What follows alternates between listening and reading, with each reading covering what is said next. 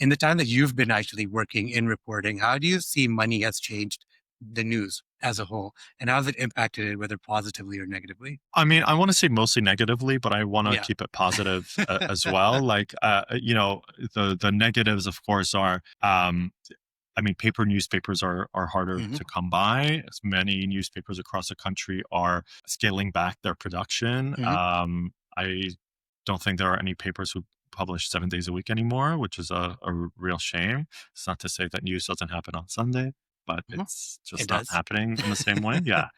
So that is definitely one. I mean, the staffing alone, because the profits are just not where they used to be. There's Hmm. way, way, way, way less people working Mm. in the industry. Right. Um, I mean, even when there were many people working in the industry, the salaries aren't amazing. So it's really hard to I mean, not force everybody I've run into kind of does it out of love, but it's Yeah. not right that, in Right. this capitalist hellscape we live in, that journalists should be not able to survive when Hmm. they're doing a really important job. Hmm. Um, there's, of course, corporate ownership that is a big issue. We see it with a certain newspaper chain that owns, a Everything. sort of insane proportion of newspapers across the country, Yeah. and another conglomerate that owns a lot Hmm. of TV and radio stations.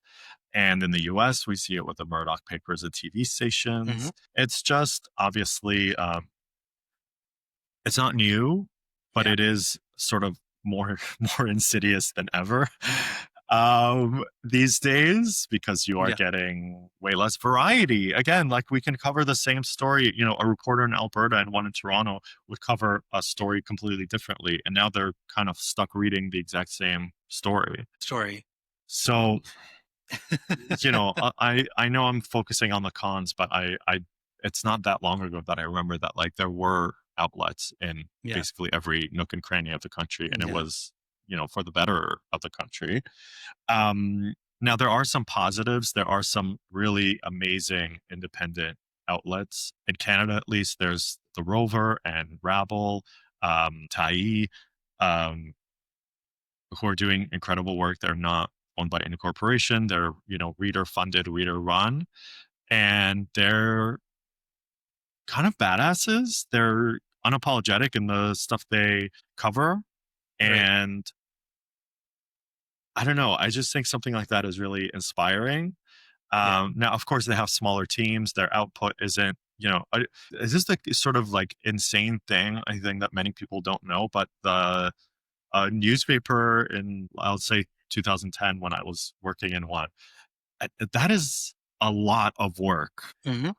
It's a lot of stories, it's a lot of words, it's a Hmm. lot of pages. Hmm. And the mechanism to sort of bring that to your doorstep or Hmm. your computer, once a day or 24/7 a day, is really a village. Yeah. And so for any independent outlet to do that with as small team as they have is, like, truly a miracle. Hmm. And so I really encourage people to obviously support local Local. independent journalism. Because I think the thing people don't realize too is, like, they are much more um on your side Hmm. than you realize. I mean, these are Yeah. regular folks Yeah. who are making salaries comparable to yours, who have families in the neighborhoods you live in, who are Hmm. affected by the same neighborhood, municipal, provincial, and federal issues you're faced with. And this is not to say that journalists at corporate institutions are not, but it is much more different. Um, the drive, the fire they have to uncover things and explain things is a little bit more different than, I don't know, content minds, if you will. It's interesting you say that because what it is for me is that there is a commodification of news, and that's really Hmm. what is driving a lot of this. Because if the product looks a certain way and is probably going to be more likely consumed, then that's kind of what you're going to start producing more and more of, right? And less of that. But I really like this idea that there are independent agencies sort of offering this niche perspective that kind of speaks more true to that journalistic pursuit. I was talking to another friend and I was actually telling them, I was like, you know what, like we have a term, sometimes in in tech where you want like a B2B business or a B2C or like directly to consumer business, and you really want to push the product right to a consumer. So if you had a Mm, Casper version of a newspaper, because the model of news hasn't really changed that much, but if someone took a look at the model of news and said, you know what, let's take a new approach to what we actually produce, and we produce a smaller, more curated, fixed experience that is true to news, that kind of speaks to a specific audience, that is reported on by a broad spectrum of people. And it's because it's so curated and it's so specific, it's easy to commodify because there's all mm. people will consume this. If someone came to you tomorrow and was like, do you want a niche version of news? Then people will be like, yes, I love anything niche.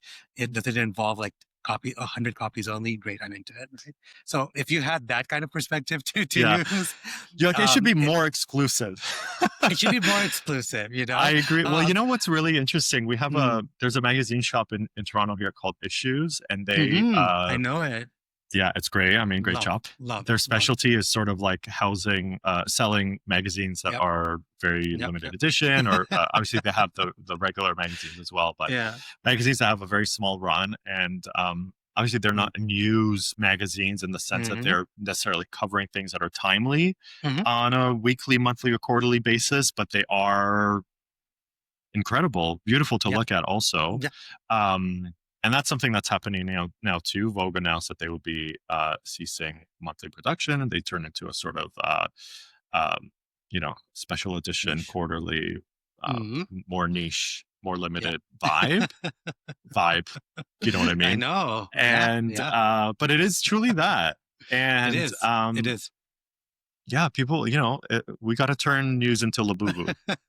You We don't have know to what turn you're news gonna into get. Labubu, because one of the things that like I think, no, genuinely, like Yeah. I feel if there was this alternate perspective and people really came at the news, because people would come very willingly, right? They would open that newspaper, they would open that magazine, because they've obviously like invested however much money the subscription charges them, but they're also then going to have that expectation, and I think that idea really will drive their knowledge growth, because that's what it is for me, right? Like I think any way that you can get people to think beyond themselves, important, right? And any way you can get to see people consume a story beyond itself, even more important. One of the Yeah, things we I talked. love it. And Mm, honestly, one of the really sort of key things about journalism is like I do think it should be accessible to all. And I think mhm, of the fires that happened a couple of summers ago across the country, but it's especially Alberta and BC. right, And it coincided with the summer of Facebook's news ban. And what happened was people were relying so much on Facebook to get their alerts that many people didn't know that that was happening until obviously it was sort of impossible to late, ignore.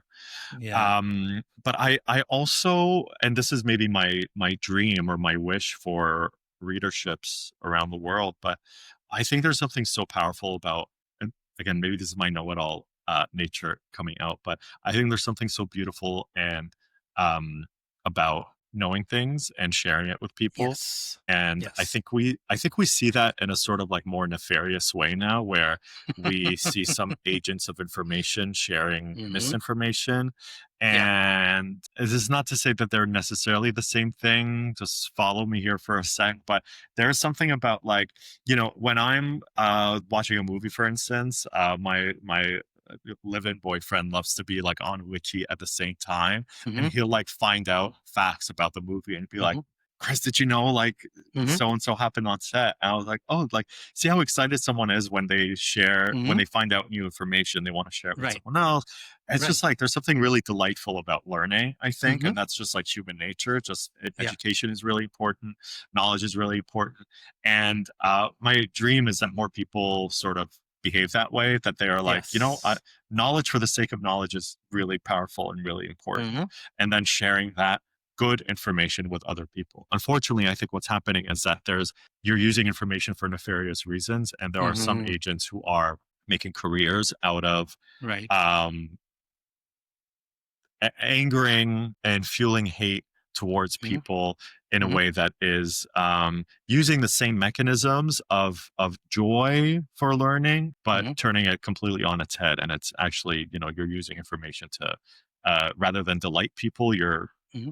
angry people. And Yeah, those are really, emotions of the two sides of the same coin, like they are. delight and fear, and, anger and joy are very much connected in that way. And so, um, I don't know. I want us to think a bit more critically when you're like, oh, if something is making you angry online, like Yeah. think Why? about why, think about Mm. what the person's intention was as well. Hmm.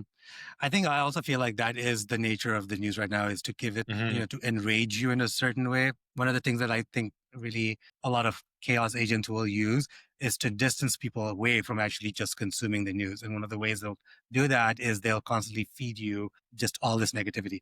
Like I always think back to like what a newspaper cumulatively used to be, is that it's a completely balanced experience whereby you may be getting an upsetting series of stories maybe up front, but within the newspaper, towards the end of the newspaper, you kind of have something to kind of counterbalance that, whether that's like some sort of feature about like a local Mm, store or some sort of crossword puzzle or something of the sort, to just kind of like take your attention away from that for a second. mm, And then you can come back into that, negativity, and then kind of it gives you time to consume it in a pace to consume it in, right? yeah. Which right now And you don't regardless, have that the ability. news used to just be information. Hmm. It used to be Exactly. just information. You could Facts on read something facts. and be like, there was a fire on this street at Yep. this time. This many Yep. people died. It took this many firefighters to put it out. The damage is this. And, it's a Hmm. little boring, if you want to Yeah. call it that. Yeah. There's no color necessarily, Hmm. but that is the news. I mean, news Hmm. is information. It should be as bland as possible. Now, there are It is. other things that are passing for news. I think Hmm. the news is hard. The news Right. is hard, it's dark, it's bad. And I don't blame people for wanting someone to make sense of it for them. Hmm. I think it's completely human nature to Hmm. also, like you said earlier, try to look away from something because some new information can truly be earth shattering, Hmm. world changing, Hmm. worldview changing, rather. And so it's really, I'm not ever going to blame someone for saying, like, I need somebody else to interpret this for me. But there are avenues in which you can still get the facts, the information, unburdened by Hmm. someone's view. Um, of it. And so, we talk about information curation, what, again, agents of chaos, as you called them, Yep. Yep.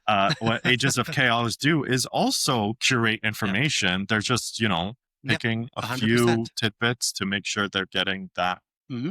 reaction out of you.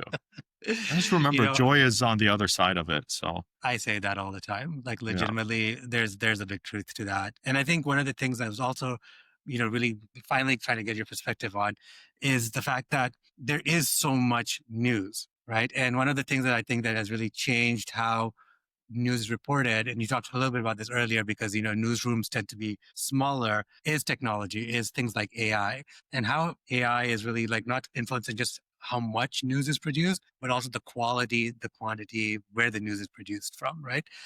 What do you feel has been the biggest impact of AI on your work so far, from your experience, but then also from maybe what you've heard more anecdotally from people around you? Personally, not really a huge impact Hmm. on my job. I work with writers who interview people. They are coming up with Hmm. new information. They're unearthing new quotes from folks who maybe are being interviewed for the first time, or officials Hmm. who, it's hard to say that AI could do their job. It's just not true. AI Right. is really good at taking something that already exists, Correct. distilling that, and doing something else. Where I will say AI has had a really huge impact is that news is now competing as a source for information with yet another thing.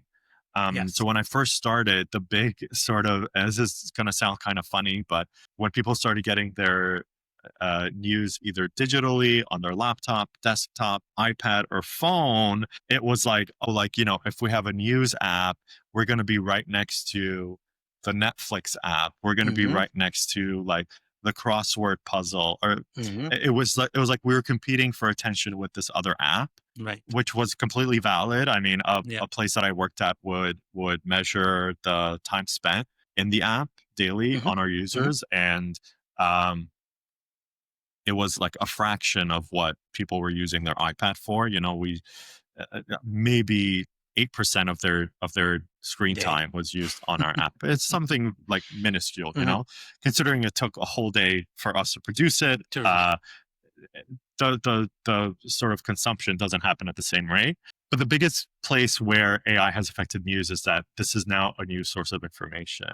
And so Mhm. rather than look at a news source for, oh, what happened or what's happening or what will happen, um, or perhaps your haunted house story, you had to go to the Toronto archives, but maybe now Yeah. you could just ask chat to be like, "Well, I live Yeah. at 123 Elm Street, what the heck Mhm. happened here?" Mhm. So in that sense, it has 100% impacted people's instinct to ask a bot rather than Mhm. ask a newspaper newspaper query, or you Google.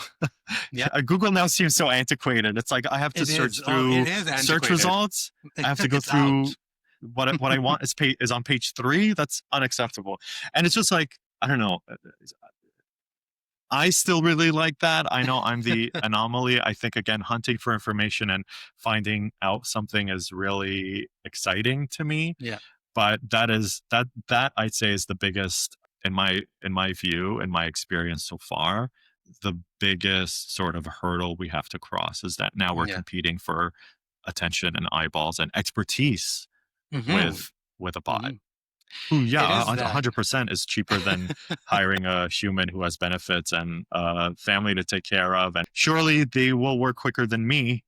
But we have to honor expertise. We have We to do. still foster this idea that, like, a human person knows Mhm. something, have this institutional history and knowledge that Mhm. a bot doesn't necessarily No. always know. It is. And I think one of the things, it goes back to what you started off, in your answer with is the fact that it does feed off of what is already a known. It cannot necessarily generate something that is a truth because it doesn't physically exist in this world in that way, right? I also think what's really encouraging about it, and I think this goes back to how we started this conversation, is the fact that curiosity is really driving its engagement. People want to know. People are looking to know things, right? And I think that that also kind of feeds into everything that you do because you genuinely produce what it is they're looking to know, right? Mhm. And so I think at the end of the day, it doesn't necessarily change maybe your job in the traditional sense. Maybe it makes certain things more efficient for you. But I do like this idea that it will force people to engage maybe with what you're producing in a different way. It's a different Mm. method of consumption, at least from what I experience it as. But people do want to know. People always want to know, right? I They don't think always we'll wanna ever know. lose curiosity, and that's really, We're really key. nosy We're gossips. I mean, at nosy. the end of No, it, like, this is just society. People thank wanna you, know people's thank business. you. People love Yeah, that, right? yeah. Before we go, I had one of the final questions for you was really around, what are some words of encouragement you would leave Mm. for people out there about the news? Because we're seeing so much of it and so much of it has been so dark. Is there anything positive that you can leave us with?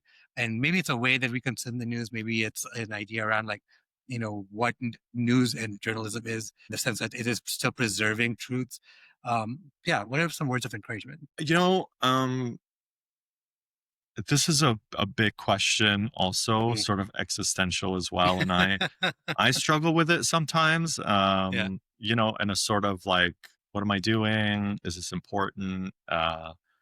Sort of way. And those moments are fleeting for Hmm. sure, because I think ultimately I do believe in the importance of good information. And, I think like a journalist in 2025 is no different than, a town crier or pamphlet, in the medieval times. Yeah. It just has always existed in some way. Yeah. Information is really important. Yeah. For my wishes for sort of news orgs is to not lose sight that our responsibilities to readers, and my wish for readers is to just continue fostering the importance of like good, clean information, to continue fostering the importance of expert opinion on things. Be curious about your history. Be curious about your present, of course, but your history even more. Be courageous enough to Mm. find out earth-shattering information about yourself. Because I think Yeah. Yeah. that's been a really big hurdle. Hmm. Some people are just not interested in consuming things that really might inconvenience them. Um, I saw a really great quote. I don't know if it was a meme or it's a screenshot from a series of some sort that was saying, you know, everybody wants a village, but nobody wants to be a villager. And Hmm. I think it's a really important reminder that we can do it alone, you know, from the Hmm. journals of media perspective, and it's a symbiotic relationship. Like Yeah. we need readers. Readers should want us to uncover truths and Hmm. deliver information free of um, puppetry and bias Yeah. and all of that. And um, you know, the library is always free. You can get Hmm. newspapers via the library for free. There are a lot of websites that are news aggregators and news Hmm. curators that are also free. So if finances are a hurdle for you, there's always an option to get something for free. I think just the importance is to get eyeballs and consumers and readers really, I mean everybody is a readers in front of really good clean information. Yes. um I want more diversity in newsrooms, Hmm. bigger newsrooms. Newsrooms. I think it's a tall ask, it's a tall order for sure, but it's really been clear in the last 2 to 14 years that I've been working in this industry. This is a big range, but it's okay. Let's keep going. 2 to 14 years where, you know, I've been doing this 14 years. There are people coming into it who have only been doing it 1 to 3 years, and then Hmm. there are people who have been doing it much, much longer. And I'm Right. finding really much fewer people sort of in the middle. Hmm. And those people I think are really important because what are we doing for people to shy away from this business? Right. What are we doing in terms of the treatment and the importance we give our job and Hmm. vocation and duty that people are not sticking with it. Right. So I really urge every newsroom manager to treat their people right. I also support more independent organizations. I Hmm. think I named the Rover earlier. Rabble is a really good one. The Tyee. There's so many that are really doing sort of essential work that you wouldn't see in other places. Not because they aren't on it; they're just not that many. No, no, that's the thing. Yeah. I really, really feel like there's some very pivotal points in there for a lot of people to take away and kind of consume. I really like this idea that, you should be okay to be having your perspective shattered on things. You should change your mind on things all the time. I genuinely feel like as a human, if you are not changing, you are stagnant, and that is going to be increasingly frustrating. And it's going to be a very difficult life to live if you're not constantly dynamic. So I really, really love that. I really love that lesson. If people wanted to find you, where can they find you? I'm online. I'm at Chris underscore Hannah on Yeah, Instagram. yeah. Um, it was speaking of bad information. I mean, I'm no longer active on Twitter, but if you Mm, want to get in touch, I think Instagram probably is the best way. yeah. And maybe in the show notes we can put a link to Hmm. my work email and my We will LinkedIn be. if you want to connect in that way. Yeah. Yeah. Yeah. No, I think it's good for people to, I feel like there are a lot of people that are very curious about the news. I also feel like people Mhm. need to know new things about the news, right? So I feel like you'll be a really good source for that. And I think you've given us so much to consume, so much to think about, so much insight, so much wisdom, which I'm More very, things to very consume. no, Perfect. it's yeah. I mean, we're out of saturation, but I also feel like Yes. there's plenty of space for good. There's plenty of space for good information. So you And can that never is have sort of the too much of thesis of good this information. episode. That is the Yeah, thesis of that this is episode. the thesis of this episode is Yeah, there is a lot of yeah, information everywhere, but yeah. get good The one. good, the good one. That's what you need to be. That's what you need to be mindful of. But thank you once again, Chris, for doing this, and I It's my really, pleasure. really appreciate spending time with me. Yeah. I'll talk to you Thank you soon. very much.